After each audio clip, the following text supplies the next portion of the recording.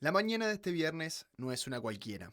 Cada 27 de junio nuestra historia nos convoca a hacer un alto, a mirar hacia atrás, a recordar, porque un día como hoy, pero de 1973, comenzó uno de los capítulos más oscuros de la historia de nuestro país, el golpe de Estado, que marcó el inicio de una dictadura que duró más de una década.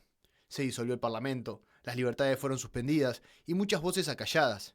Ese día, además, fue el inicio de una silenciosa resistencia, el coraje de madres, padres, tíos, abuelos, hijos e hijas que empezaron a buscar, que no dejan de preguntarse hasta el día de hoy dónde están, sostenido incluso en los momentos más difíciles. El recordar con efusividad ese día no es quedarse en el pasado, es un compromiso con el ahora, con el presente y sobre todas las cosas con el futuro, de cuidar entre todos eso que a veces damos por sentado, la libertad. ¿Cómo vivió el ciudadano de a pie la dictadura? ¿Cuál era el sentimiento que primaba en ese entonces? ¿Qué lugar tiene la dictadura cívico-militar en la historia de nuestro país, teniendo en cuenta que existieron otras a lo largo de la existencia de Uruguay? ¿Es necesario recordar el pasado para no repetir el futuro? Para hablar de este tema y responder todas nuestras preguntas, recibimos al docente, comunicador, gestor cultural e historiador Alejandro Jiménez. Y es que en tiempo de tensiones institucionales en todo Latinoamérica y en otras partes del mundo no es momento de banalizar la historia y sobre todo cuando la historia te golpeó fuerte y te quebró. Así que es un gusto recibirte, Muchas Alejandro. gracias por la invitación. Un Es, gustazo. es un gusto. ¿Qué lugar está ocupando hoy la memoria del golpe en la cultura Bueno, política uruguaya? ¿Estamos recordando y aprendiendo o estamos solo conmemorando? una buena pregunta, sobre todo porque ya podemos empezar a jugar con palabras. A ver, Memoria, ¿qué es memoria? Yo por lo menos, una mi memoria construcción, ¿no? es la de mis 11 años que tenía en ese momento. Mi alegría porque no iba a tener clases, porque después se enganchaba con las vacaciones de julio, ¿no? O Claro. sea, el golpe de Estado es el 27, luego poco después las vacaciones.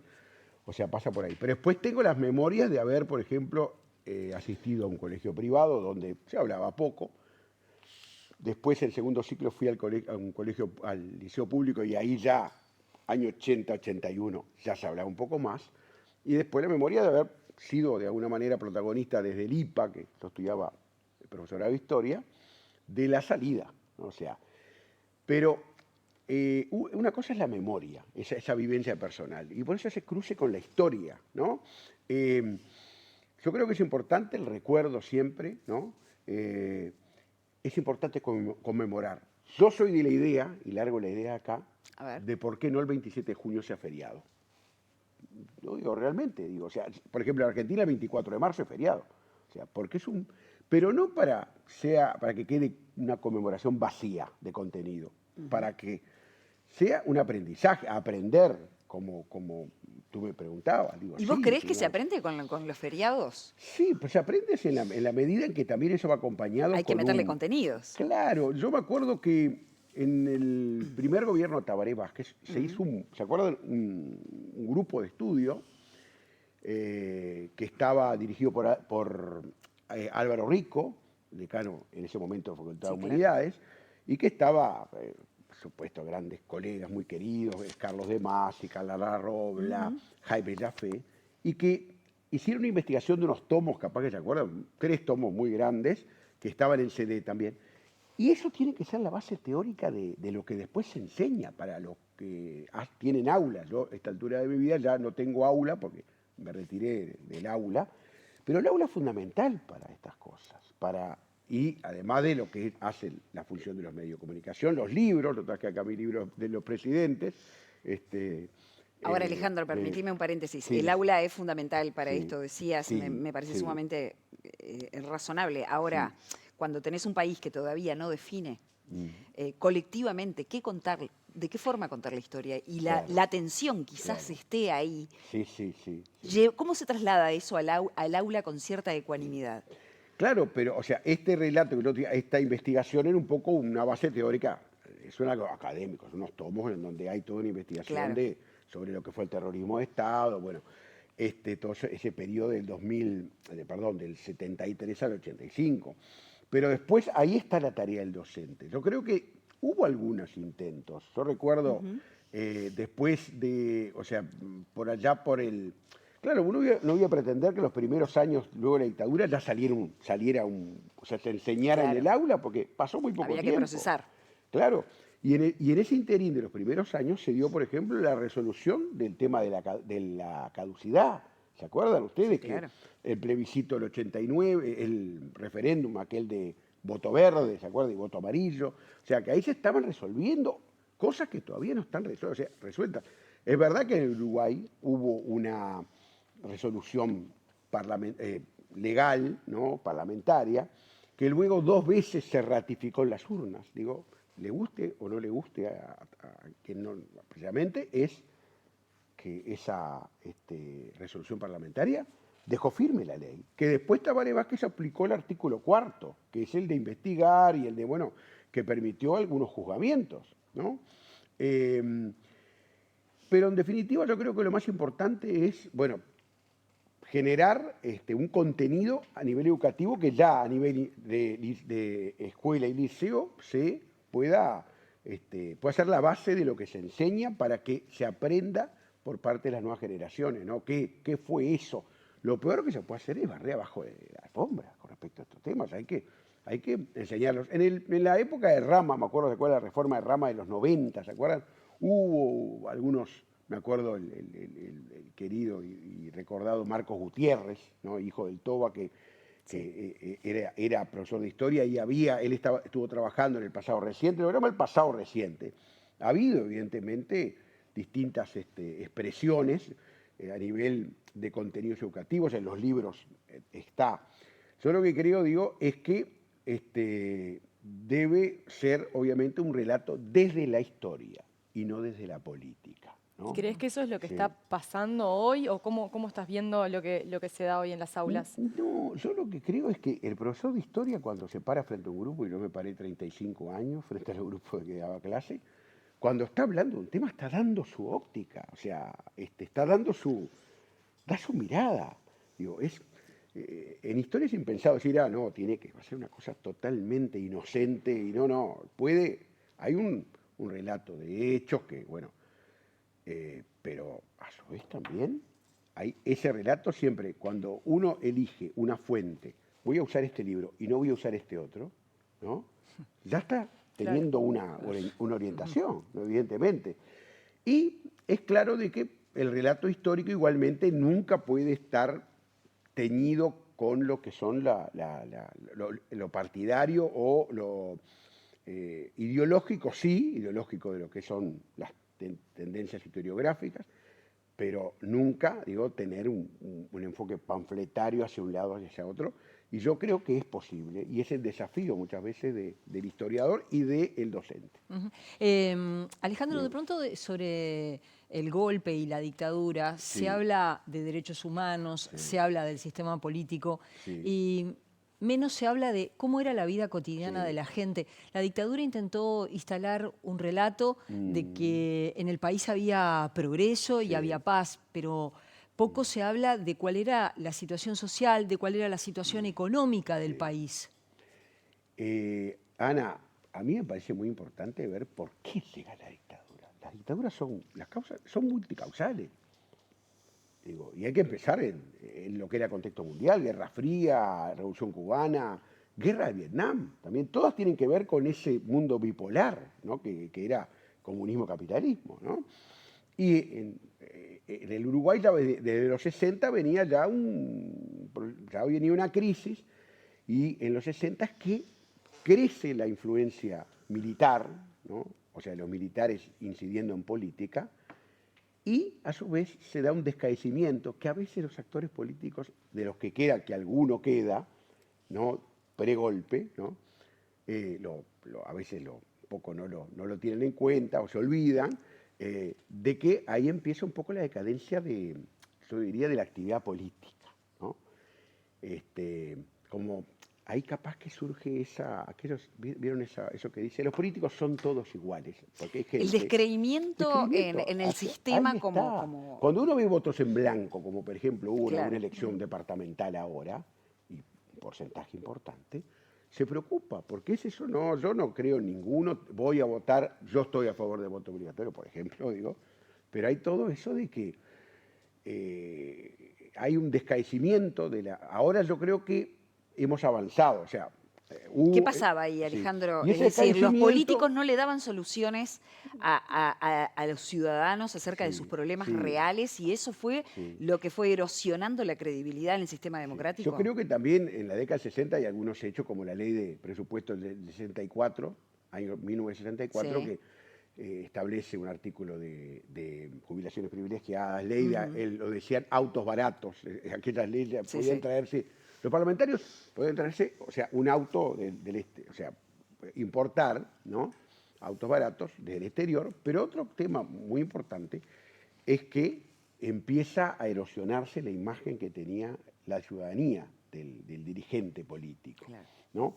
Por eso reitero, sé que alguno capaz que después me va a llamar o va a decir algo por allí, pero realmente pasa eso. Y se da el ascenso militar, ¿no? Desde el punto de vista del ingreso de los militares a lo que es incidir en política, que nunca se había dado, porque el Uruguay tiene un golpe de marzo del 33, el golpe de Terra, Gabriel Terra, que lo dio desde el cuartel de bomberos, ¿no? O sea, no lo dieron los militares, fue un golpe de bomberos, o sea, del Ministerio del Interior Sí, sí, actual, y el jefe de policía de Montevideo era Alfredo Valdomir, que después fue presidente, que además era cuñado de Terra.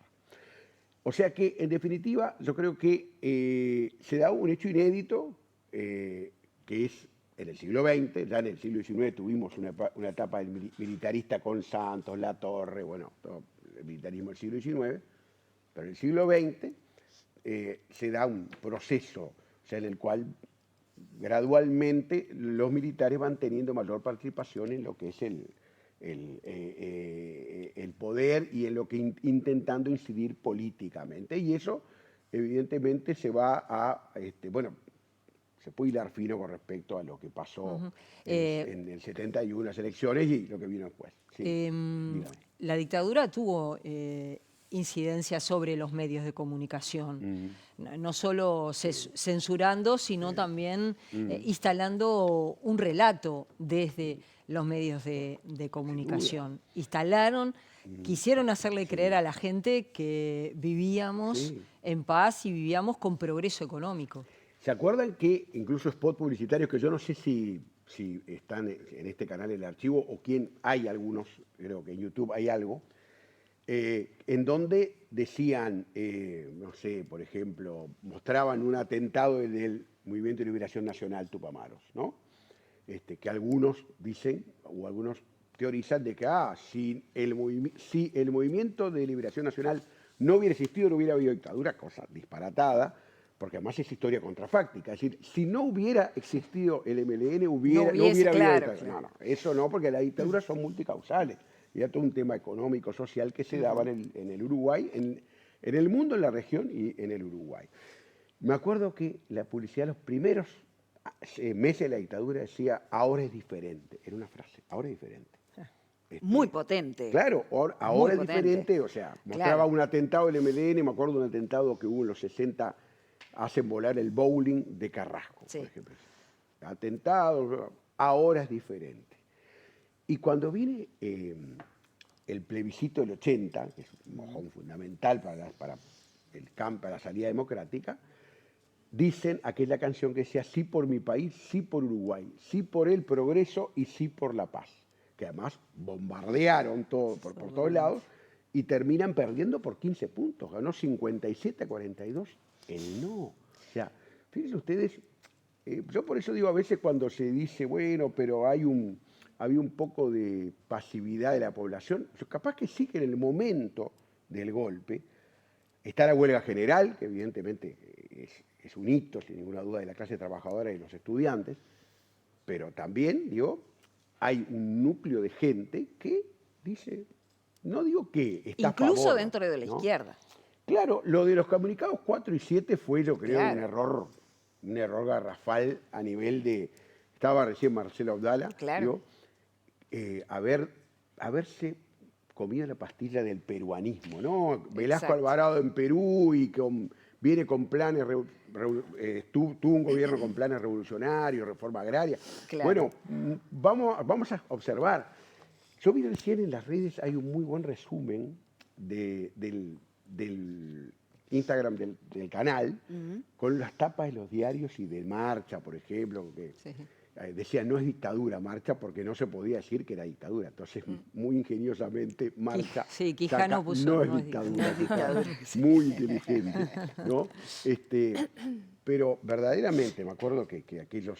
Pero Alejandro, sí. es cierto que en el plebiscito y el sí y el no, Sí, sí. por supuesto que la dictadura fue derrotada, pero no deberíamos olvidarlo que hubo departamentos de nuestro país Sin duda. Y que votaron sí. 42% votó Ojo. por sí. Exactamente, y cuando la digo dictadura, decir, no hubo manifestaciones a favor. No, o sea, nada, no hubo por marchas a favor de que no hubiera había dado marchas a favor, Pero pero había una algo, pasividad. el discurso caló al punto que hubo departamentos Sí. donde ganó el sí. Y la gente, por ejemplo, en el 73, mucha gente decía, o sea, que no estaba política, decía, o descreída de los políticos, decía, capaz vamos a abrirle una carta de, ¿no? O sea, de crédito, porque, digo, después, por supuesto, los militares fueron bastante desastrosos para gobernar, ¿no? O sea, fue bastante accidentado. Dejaron a un civil de presidente, ¿no? Y 3 años después lo sacaron, porque ese civil quería sacar los partidos tradicionales. Es una cosa bastante curiosa, que los mismos militares dijeron, ¿cómo va a sacar a los partidos tradicionales? No.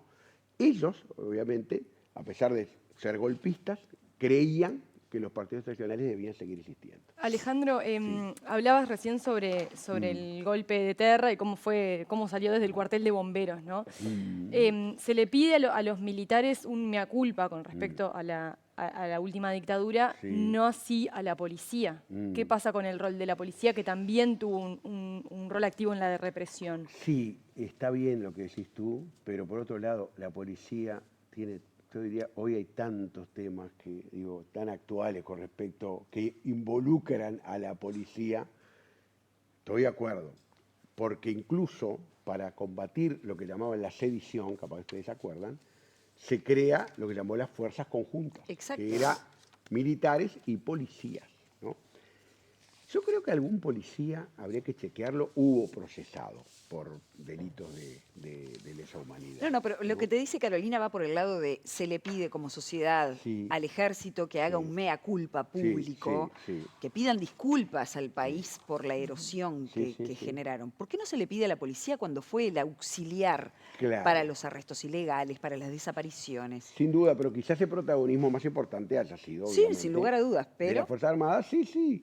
Por eso digo, reitero, creo que hay algún procesamiento de policías en este proceso, o sea, lo que se ha podido, de acuerdo a la ley de caducidad, el artículo 4. Pero como que quedó Sí. tapada la responsabilidad, ¿no? En medio de la discusión Yo y no el... sé si hay una intencionalidad de eso.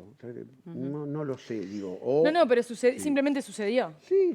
O se priorizó a las Fuerzas Armadas porque eran realmente, o sea...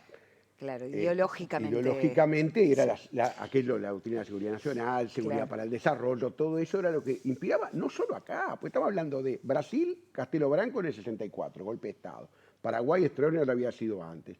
Argentina en el 76, ni que hablar, Chile en el 73. O sea, había un contexto regional, ¿no?, que tenía que ver con, obviamente, las políticas neoliberales, que en un mundo bipolar y la amenaza del comunismo, ¿no? Siempre estaba por parte, sobre todo, había una... Yo me acuerdo, Lo que pasa que sí. quizás la Sí. policía era brazo ejecutor, Sí, sin pero duda. en realidad la política, quien la dirigía, era desde las Fuerzas El proyecto Armadas. político era la Fuerza Armada. La policía era algo... Brazo Un ejecutor. auxiliar, Ahí claro. está, ahí está. Muy bien. Sí. Alejandro, se nos acabó Sí. el tiempo hace ya rato. Sí.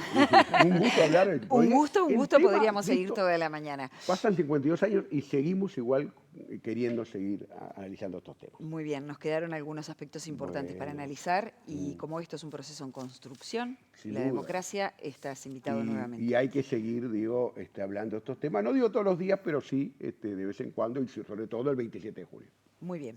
Gracias. Un gustazo. Nos vamos ahora a una breve pausa, si se lo